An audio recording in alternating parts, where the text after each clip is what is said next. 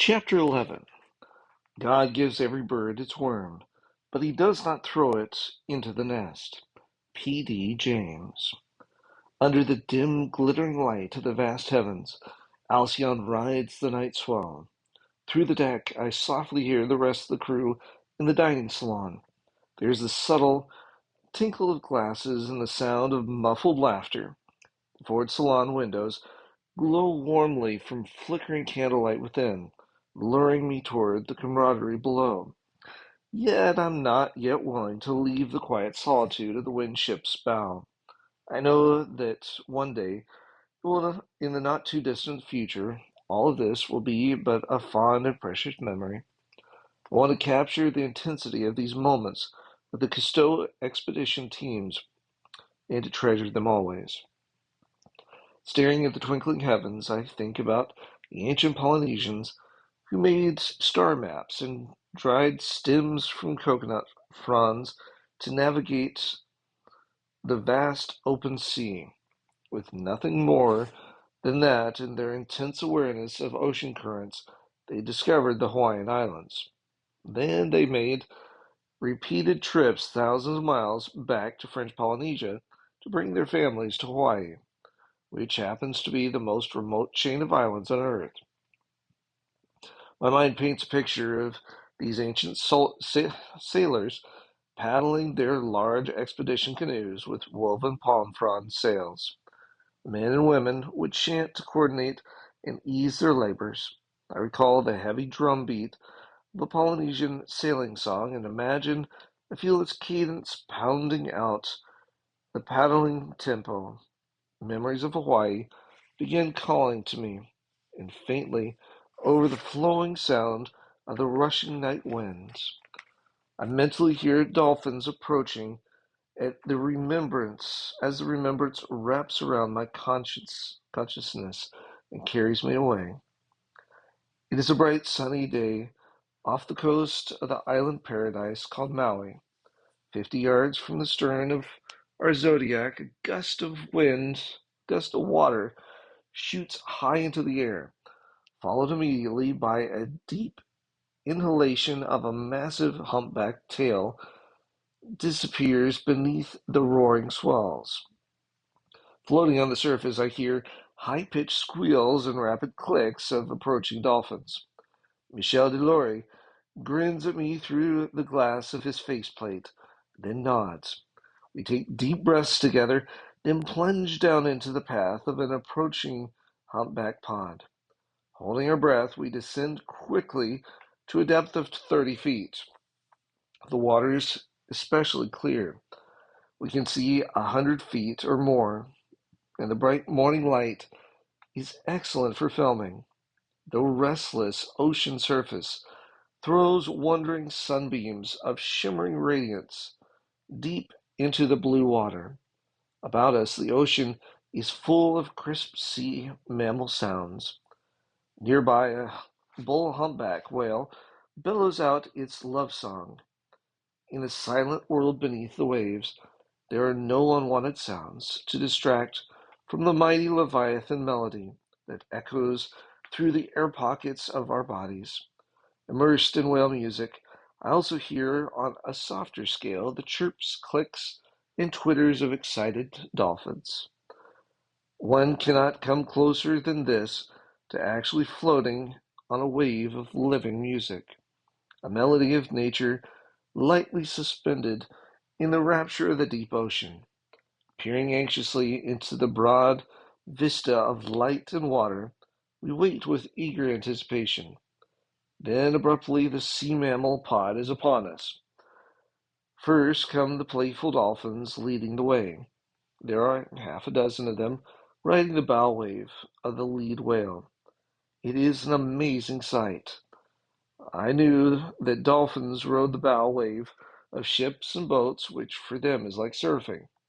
But this is surfing underwater 30 feet beneath the rippling surface. It makes me wonder if dolphins ride the bow wave of submerged submarines. Does anyone even know the answer? There are no windows on the fast submarines for anyone to see. Nuclear submarine can reach speeds greater than 50 miles an hour.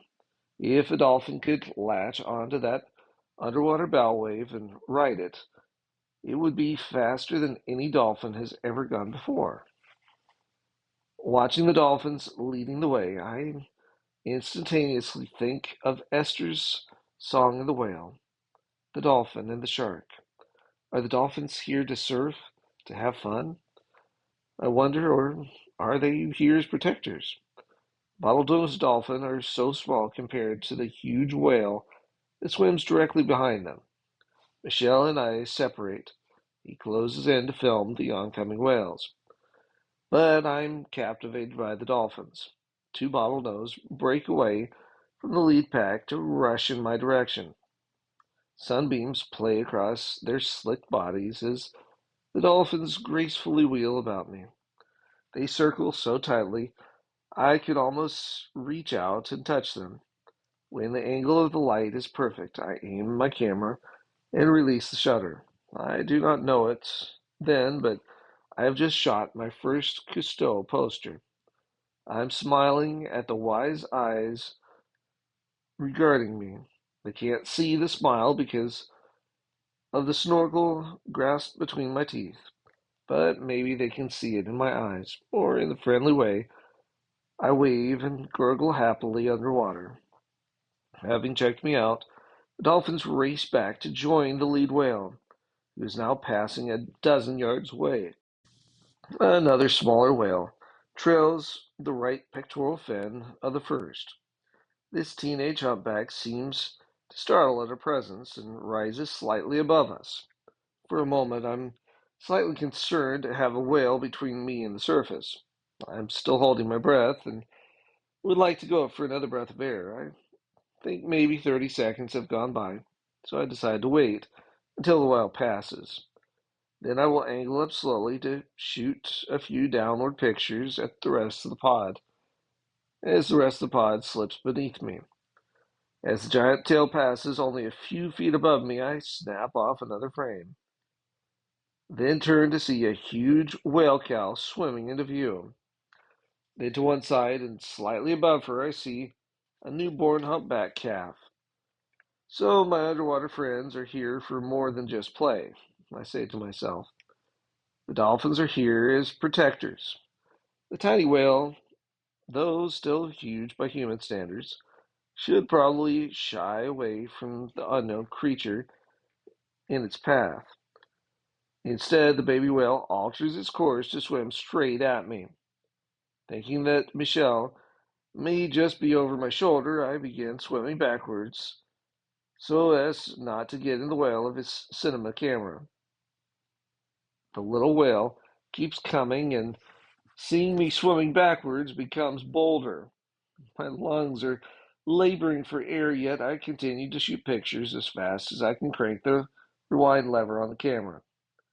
The baby humpback seems to be not much longer than a dolphin, yet it has a lot more mass nearby, nearly a ton of wide-eyed innocence. I see a tiny ivory guarding me just beyond the calf. The gigantic cow swims in close parental attendance as the small humpback comes right alongside, only 3 or 4 feet away. It more than fills the sports action finder on my underwater camera. I quickly release the shutter, then begin swimming desperately for the surface. I have been down for probably a minute and a half of intense swimming, and am becoming lightheaded from lack of oxygen. Yet, as I rocket upwards, I see the calf's tail beating strongly as he follows me up. But beneath the rippling surface, the unaltered sunlight intensifies. I shoot a final picture capturing the baby humpback in the halo of light. Then we both rise into the world of air. From the Zodiac, Jean Michel sees twin plumes of water in air shoot upward, one from the baby humpback and one from me. As the little whale tail disappears beneath the shimmering water, I lie on the surface, gasping through my snorkel. In my 5 years with the Cousteau Society, Only 3 of my pictures would be made into official Cousteau posters.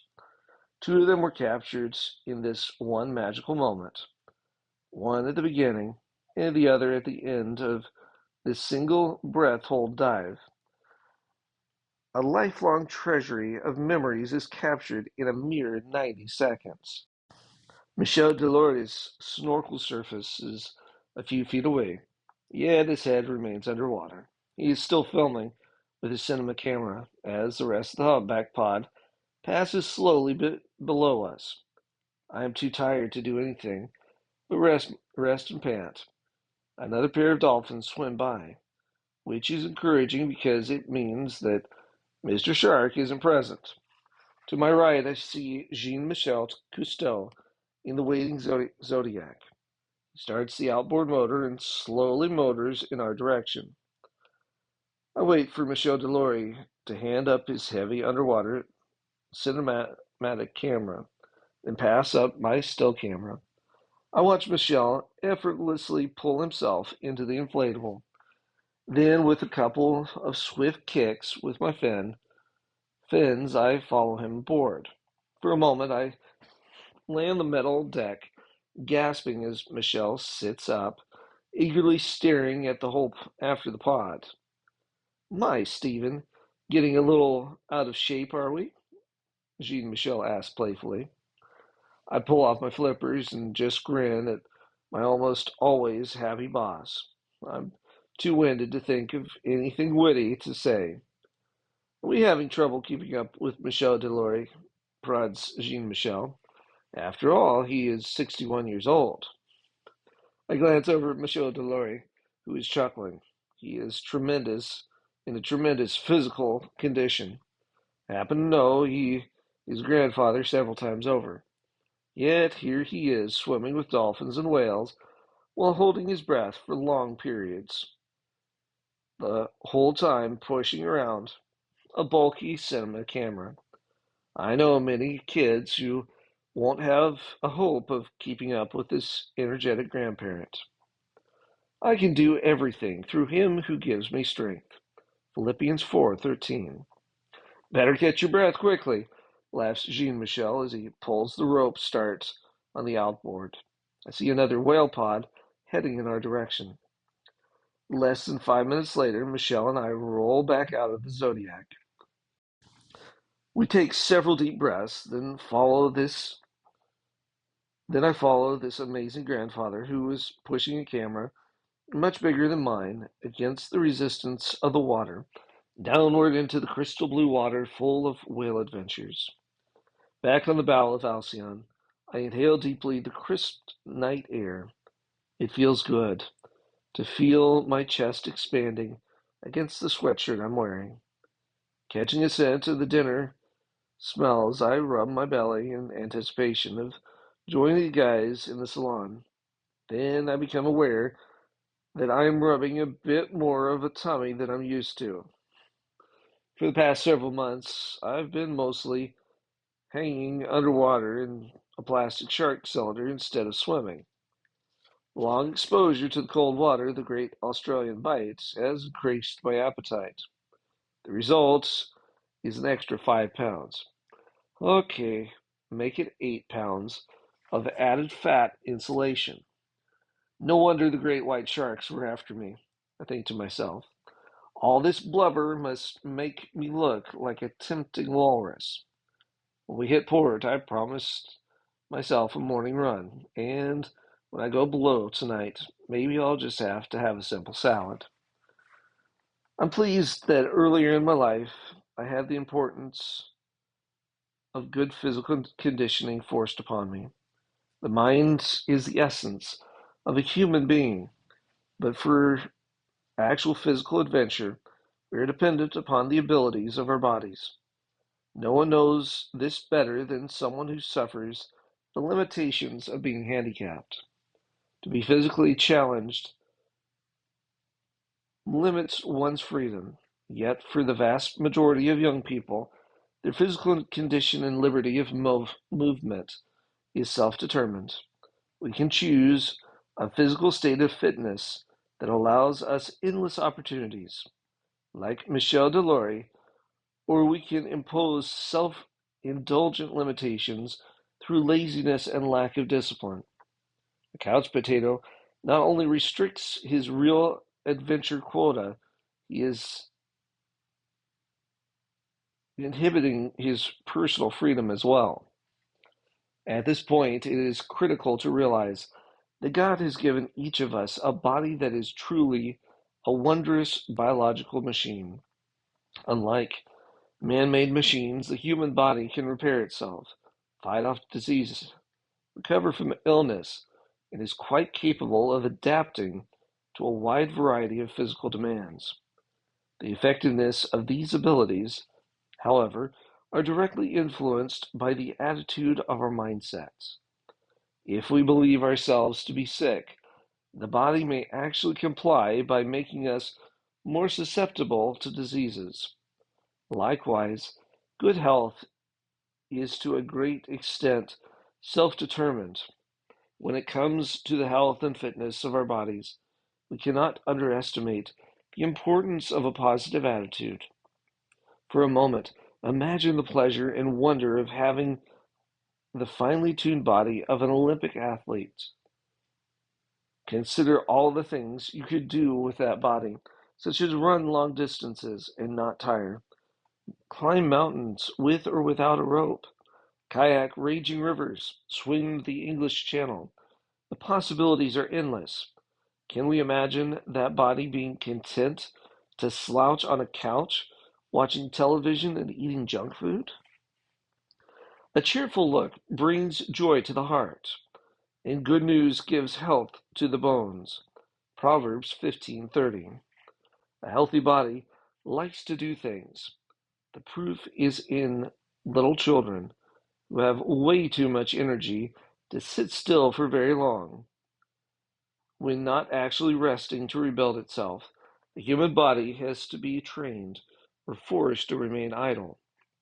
Fortunately, the human physique is so adaptable that even a totally out of shape body can be reconditioned into a trim, adventure hungry machine. In every human being, there are infinite possibilities, all of which are conditional on our attitude, actual physical limitations, and our commitment to self discipline. We must not only want to change, we must determine that through discipline we're going to make those changes happen. So, if you are not living in the body shape you hope for, then maybe right now, in the moment, to begin building your very own dream machine. Imprisoned in every fat man, a thin one is wildly signaling to be let out. Cyril Connolly. Physical improvement begins with exercise. Period. Conditioning does not come from a pill or magic lotion, ever. Depending on a person's current state of physical fitness, it is best to start out slow to keep from burning out too soon. It helps to begin with an activity that is fun, such as swimming, bicycle riding, walking, hiking, or jogging. Personally, I like to mix all five activities because exercise should be enjoyable and diverse to maintain our interest and continued enthusiasm. Surprisingly, initial improvement always comes quickly. As our conditioning improves, we need to pick up the pace a bit and begin increasing the duration of our exercise program. Recruiting a friend or a family member to exercise with lends companionship, turns work into fun, and adds spirited competition. Shame them into it if necessary. Begin to experiment with new activities such as weightlifting, gymnastics, and martial arts, or even join an exercise club. Weightlifting is one of the best and fastest ways to serious physical conditioning. As such, I would like to share a common sense approach to practical weights training. First, disregard most of the wives' tales being told about weight training. This is an exercise and training program that is ideal for both men and women, young and old alike. However, it's not generally recommended for preteens. The American Medical Association did a long-term study on weightlifting and has determined that the best long-lasting results are achieved through injury-free workouts. This means never lifting more weights than a person can effectively control through a total of 8 to 10 repetitions. The movement should be done slowly without breaking form. The instant a person breaks form, such as overly arching their back, they are risking a serious, potentially lifelong injury. No one should ever lift more weight than he or she can manage alone. Having someone spot you, help you lift some of the weight, greatly increases the possibility of injury. Ideally, count off 2 seconds during a lift to allow 4 seconds to lower the weight. This prevents joint and tendon injury, while greatly reducing the amount of heavy lifted. Repetitions are done in sets with a short rest period, less than 1 minute, in between. Each muscle group should be worked through 2 or 3 sets, then move on to a new group. The idea is to leave the gym feeling good, not totally worn out. Work the major muscle groups first, chest, back, and buttocks. Then move on to the shoulders, arms, and legs. Don't overlook the pull exercises to keep the body in developmental balance. For most important, consult your library for books on weight training. Be very leery of advice from self-supposed weightlifting experts. In the gym, most weightlifters are trying to impress each other with how much iron they can pump in a single lift. This is where many injuries happen. Serious injuries can be long-lasting and impact the quality of our whole future life. So remember, it is not the amount of weight, it's the amount of work. Martial arts are another form of exercise that I've found to be especially beneficial for coordination, strength, and flexibility. Karate and judo should not be viewed as an opportunity to learn to fight. Rather, these art forms teach one how to avoid fighting. A person who knows how to defend himself is less likely to be lured into a conflict. One of the major advantages of the martial arts is mastering how the body moves. The martial arts also develop confidence and self-esteem. There are many different styles of karate and judo. A local YMCA or junior college usually offers excellent family programs. Unfortunately, the martial arts are also loaded with more than their share of weirdos, with their own distorted concept of what these sports are about. The result can be rather strange personal philosophies which the weirdos usually attempt to teach their students. It is wise to sit in as a visitor and watch a training session at a local dojo. Also pay particular attention to whether people are enjoying themselves. If it isn't fun, why do it? Depending on a person's commitment and discipline, his body with time will develop into an exciting human machine, capable of carrying him into incredible adventures such as mountain climbing, whitewater kayaking, skydiving, surfing, scuba diving, etc. In the action world of real-life adventures, there are no real limits, except for brief moments of intense, justifiable fear. Getting in good physical condition has tremendous impact on the quality of our lives. When we feel good about ourselves, we are happier and learn to trust in our abilities, which always leads to getting involved in more adventures and fun physical activities. Exercise is a major contributor to general good health, longevity, and happiness. Quality of a person's life is in direct proportion to their commitment to excellence, regardless of their chosen field of endeavor. Despite the tropical warmth of the night, I am becoming cold as I stand and stretch at the bow of the Windship. The laughter from the dining salon and the captivating smell of dinner lure me below. Opening the bridge door, I go inside. Joining my shipmates at the dinner table, we celebrate the end of a long, wonderful expedition and avidly discuss the promise of an adventurous future. Trust in God and do something. Mary Lyon.